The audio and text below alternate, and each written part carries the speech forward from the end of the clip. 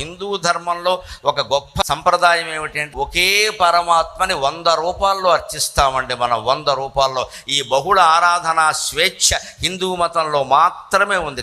మన ఇష్టం వచ్చిన గుడి కట్టుకుంటాం, మన ఇష్టం వచ్చినటువంటి దేవతను ఆరాధించుకుంటాం. మన కుల దేవతలు ఉన్నారు, గ్రామ దేవతలు ఉన్నారు, వారు కూడా పరమాత్మతో సమానమే. మీరు భక్తిగా నమస్కారం చేయాలి, కానీ భేదం ఏమీ లేదు. శాస్త్రాలు చదివిన వ్యక్తిగానే చెబుతున్నా.